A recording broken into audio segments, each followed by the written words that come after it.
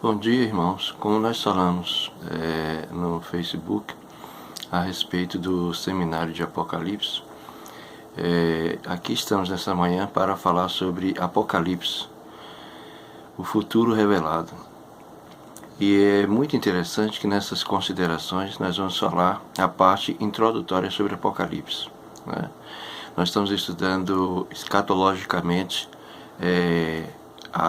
os acontecimentos finais para a volta do Cristo, e é bem interessante nós ficarmos bem atentos, porque tudo que Jesus inspirou São João a escrever ali naquele livro, que praticamente podemos dizer na história da literatura cristã, que foi de autoria do próprio Jesus Cristo, né?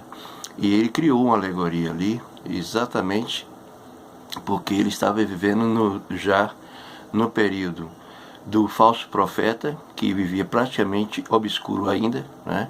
Porque tinha tomado seus embriões, como é que se diz assim, formatado seus embriões durante o período salomônico, né? Salomão foi um dos grandes percussores das teorias e as teses do falso profeta, né? Após a sua ascensão aos céus, Jesus Cristo já tinha revelado para os apóstolos quem era o anticristo, né? Mas isso tomou um fundamento maior com a era apostólica, né? Quando o próprio São João revela quem é o anticristo, né? E também o pior de tudo que acontecia naquela época, política, socioeconomicamente, era a questão das bestas. As duas bestas estavam em atividade, uma comungada com a outra. Comungada, que quer dizer acomunada, né? Uma defendia e era cúmplice uma da outra. Então são três personagens da história apocalíptica pré-retorno de Jesus, que vai se cumprir no desenrolar da história. E nessa parte eu gostaria nessa parte introdutória, de introduzir as considerações para que a gente consiga fazer um estudo bom sobre o livro do Apocalipse, né? Uma das primeiras considerações é o seguinte: o próprio Cristo pregou, segundo revela o apóstolo São Mateus, que no fim dos tempos haveria muitos pregando em nome dele, né? E fariam sinais que, se possível, até enganariam os eleitos de Deus, né? E esse é um fato que ocorre até hoje, porque hoje nós vemos um avalanche de pessoas na internet que a pessoa não tem nenhum conhecimento sobre teologia, ciências da religião, políticas da religião, filosofia ou conhecimentos assimilares e convergentes para a teologia, né? E isso está se tornando uma coisa assim, que talvez até desmoralizasse a teologia, devido à propagação, à vandalidade que essas pessoas estão cometendo esses atos. E é natural, vocês devem estarem vendo aí através da internet, pessoas que, porque é o anticristo, o Papa é o anticristo, porque os Estados Unidos é o falso profeta e que o islamismo é o anticristo. Gente, primeira coisa, para você falar de um assunto, você tem de se conhecer ele cabalmente para depois você falar. Porque a autoridade de quem fala não é na altura, no tom e o que fala, é em provar o que fala.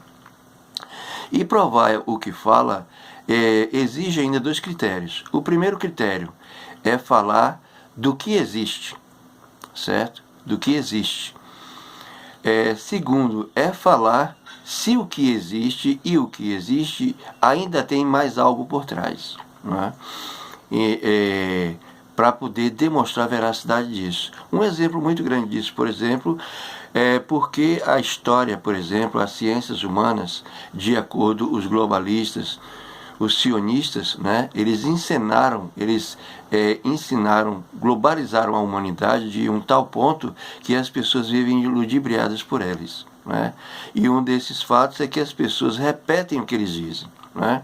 Então, por exemplo, a história, quando você conta uma história que você não pode provar cientificamente, é um mito. O que é um mito? É uma coisa que aconteceu, mas que não tem provas. Outra coisa, a história ela é contada por quem é vencedor. Fracassados ou perdedores não contam história. Ele deixa história, mas não é contada porque ele não foi vencedor. Então isso é um tom aristocrático politicamente, um conceito criado, no caso do Ocidente todo, por pessoas de extrema direita da política. Quer dizer, é um meio de escravizar, de massificar e de alienar as pessoas que já não têm um certo grau de estudo, de pesquisa, porque tem pessoas analfabetas que têm um dom intelectual incrível. Tem pessoas que são analfabetas de pai e mãe e senta e conversa com você como se ele tivesse sentado na faculdade, tivesse feito mestrado e andado no campo acadêmico. Então isso é muito importante porque, gente, trata-se da história da civilização terráquea, né? E nós somos uma só civilização. Então tudo que se acontece tem de ser contado dentro da nossa história. Se é provado cientificamente ou não, existiu. Foram esses personagens, nós, humanidade, que fomos protagonistas dessa história. Esse é o primeiro fato de introdução. A outra questão da introdução, que eu gostaria até de alertar vocês, é que eu não costumo me prender muito aos detalhes e falar exatamente as passagens, os relatos, os textos, precisamente como eles são, porque eu me preocupo com a conotação, a aplicação daquele texto naquele assunto que eu estou falando. Então, por isso, você pode examinar embaixo do vídeo que tem o que nós chamamos de definições, explicações e etc., referências, né? Porque ali a gente não pode escrever uma bibliologia, mostrando as passagens, os textos, para que você confira com aquilo que eu falei. E embora tenha dito, olha, Jesus disse assim, posso ser que não sei, Jesus disse assim, mas aquele texto vai encontrar que Jesus fez ou falou tal coisa. Entendendo? Como eu tenho essa flexibilidade de poder escrever ali, então aí eu faço essa ressalva. A outra coisa, gente, é que eu não costumo tratar a questão de sexo feminino e masculino, porque eu não vi nenhuma passagem da história, ou até mesmo da Bíblia, se referindo a homo e a femo sapiens. Só fala de homo sapiens. O que é homo sapiens? Homo quer dizer o quê? Ser humano, independente do sexo. Então, quando eu falo você, eu estou me referindo a homens e mulheres, certo? É bem interessante isso. Que se eu, numa hora, na minha locução, eu usar esses termos, vocês já sabem que é genérico, né? E Jesus e a própria Bíblia também usou muito isso, né? O homem, né? O homem será tirado da terra. Ele estava se referindo à civilização, homens, mulheres, crianças, idosos, não tinha idade nem sexo. É bem interessante isso. A outra coisa, gente, que eu gostaria de citar para vocês é que eu não costumo ter, como a maioria de pessoas que são um tanto assim leigas ou talvez até pretensiosas, né? De citar apenas textos canonizados, né? Eu uso como recursos históricos para explicar as profecias e qualquer texto da Bíblia, os livros proto- e deuterocanônicos, porque quando Alexandre o Grande mandou os apóstolos canonizar a literatura evangélica, ele disse, olha, o tempo está vencendo, já estamos vencendo o primeiro século, vocês têm que se juntar. E ele financiou os rabinos para poder tirar dos pergaminhos em aramaico, grego e hebraico aqueles escritos para transferir para o evangelho que nós conhecemos. E é por isso que lá na apresentação do nosso quadro O Evangelho Responde, você vê um pergaminho todo fragmentado, que é uma prova que eu deixo de como eles foram escritos originalmente. E os rabinos correram fazer aquilo. E naquele inteirinho, naquele afã de escrever a principal literatura evangélica, os apóstolos tinham tempo para cumprir aquilo. Porque senão ia ser muito dinheiro, e era um dinheiro que efetivamente, em termos monetários, não tinha retorno. Ia ter retorno, sim, histórico, espiritual, eclesiástico, etc. E teve muitos livros que não puderam entrar, por exemplo, o livro de Maria, a mãe de Jesus, o livro de Maria Madalena, que foi a primeira apóstola de Jesus e grande auxiliadora também na pregação do Evangelho, Evangelho de São Bartolomeu. Então tiveram vários rolos, né, que era muito comum, e vocês ao de convergir isso com a naturalidade, que é muito comum hoje. Quantas pessoas não é pastor, não é teólogo, não é missionário, como é o meu caso, mas que escreve blogs na internet, escreve matérias, manda editais para jornais, com o desejo, o afã de passar a doutrina de Jesus ou a pregação de Jesus. Então era muito normal naquela hora, principalmente no foco da igreja primitiva, sendo que estavam ao redor do mestre ou convivendo durante e depois da sua ascensão. Então existiam muitas literaturas que eles faziam aquilo em termos de rolos, né, escrita em rolos de pergaminho, né? O aramaico naquela época era a língua mais popular do mundo, era de ascendência síria, né? E muitas partes do Testamento de Jesus foi escrito em aramaico, porque era uma língua que ele falava normalmente. Eu vou até deixar o Pai Nosso em aramaico para vocês na lista desse vídeo. Certo? É muito bonita e não tem muito a ver com a oração que nós rotineiramente rezamos, né? É uma oração bem mais profunda. E eu, na primeira vez que rezei, as primeiras vezes eu me arrepiava quando eu rezava essa oração, repetindo todo em aramaico, né? Então eu uso textos de toda a história da humanidade. E se tratando do Evangelho, eu uso os protocanônicos, que são aqueles que foram escritos antes da canonização por Alexandre e os apóstolos, e uso os deuterocanônicos, que foram aqueles escritos depois que o cânon já tinha fechado. E os fragmentos desses rolos são encontrados em todos os 4 evangelhos sinóticos, né? Porque teve coisas ali de Maria Madalena, de Marcos, de Pedro, tem o Apocalipse escrito por São Pedro, que muita gente não conhece, teve o Apocalipse escrito por São João, inspirado por Jesus, ditado por Jesus, vamos dizer, e tem o de São Pedro também.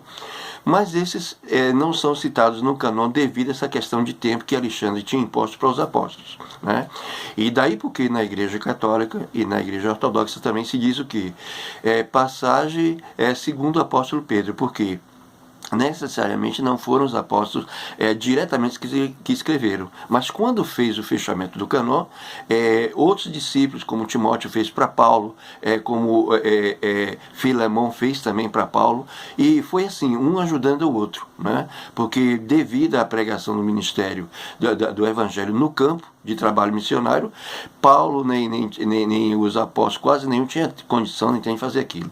Primeiro porque a igreja nunca teve negócio de pagamento de salário para pregadores. Paulo, por exemplo, era um advogado, o cargo dele hoje é como se fosse um secretário de Segurança Pública, devido ao conhecimento de direito do Torá, né? Mas, no entanto, como diz a educação judaica, o menino aprendia uma faculdade e tinha 2 ou 3 profissões, que caso ele não se sucedesse naquela formação acadêmica, ele tinha 2 ou 3 profissões para se virar na vida, né? Cuidar do seu dia a dia. E Paulo era o que? Construtor de tendas, e tinha uma outra profissão que não me lembro agora, né? Então nós usamos todas essas fontes, adjunto com a história universal, com a pré-história do planeta Terra, a pré-história do universo, né? E nós afundamos bem isso aí, a questão da geologia também, da geografia, todas as ciências, porque o objetivo das ciências é provar a existência da religião, né, da religiosidade e daqueles que protagonizaram essa história, certo? Então, você pode pegar seu livro de história, seu velhinho livro de história, pode tirar da cartola. A Bíblia, nós nos prendemos, nós somos cristãos, e nós temos um testamento que foi dado para nós. Não é questão que eu não adote o Velho Testamento, não. O Velho Testamento, para o cristão, eu entendo que serve mais como um livro histórico. Isso dentro do cristianismo judaico, né? Porque o cristianismo judaico ele foi um cisma no judaísmo. Daí porque os judeus costumavam dizer, os fariseus, que o cristianismo era uma seita do judaísmo, né? Mas nós hoje, pela Missão Cristã no Brasil, estamos em um outro conceito que é de cristianismo holístico. E no outro vídeo eu vou explicar isso para vocês, o que é cristianismo holístico. Mas nós vamos começar o estudo de Apocalipse, o futuro revelado, e vocês vão ter um conhecimento muito bom, mas porém de uma forma simples, sem toda essa parafernália, sem toda essa alegoria, essa discriminação que as pessoas realmente que não estão calçadas desse conhecimento teológico fazem, através de vídeos da internet, dos youtubers que agora ganham dinheiro em cima das profecias da Bíblia. Ok? Essa é a nossa introdução, você já fica preparado e no nosso próximo vídeo nós já vamos descortinar o primeiro capítulo e provavelmente o 2 do Apocalipse, ok? Desejo a todos um bom dia, fiquem na paz de Deus e rezem e orem pelo nosso ministério. Amém?